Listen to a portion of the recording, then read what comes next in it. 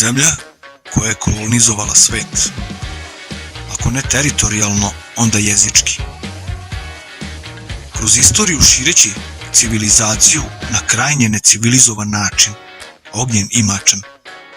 Kolonizacijom su sve pokrali i preuzeli njihovim zakonom, zakonom jačeg.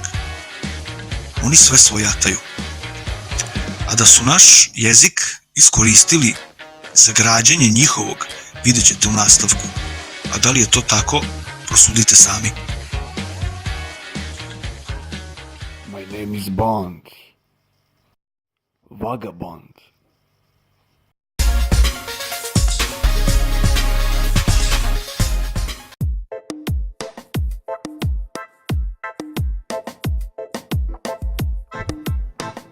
Da bi nešto dobro zamaskirao, moraš da budeš vešt.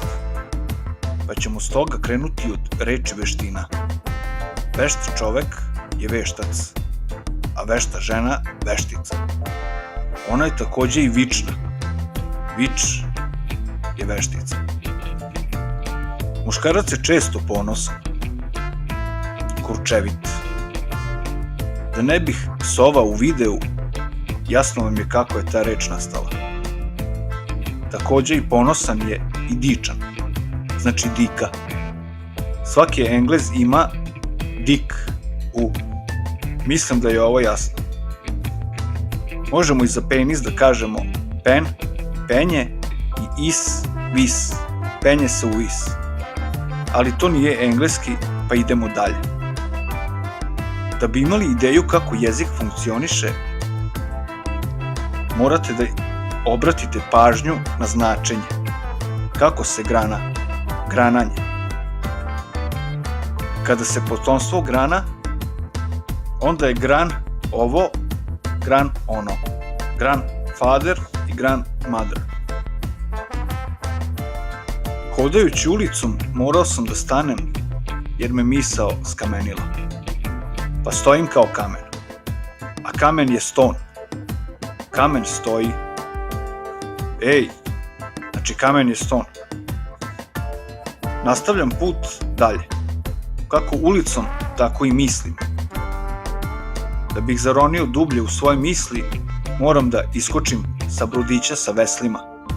Sa svog vesela. Brodić sa veslima je vesel. Sa njime se putovalo po vodi.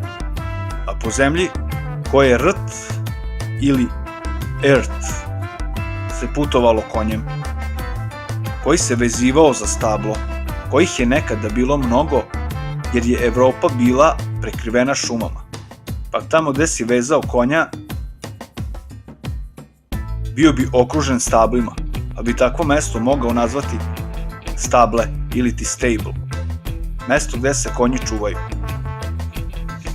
Svo ovo razmišljanje me zamorilo, pa bi bilo dobro da se vratim do kuće, do rume.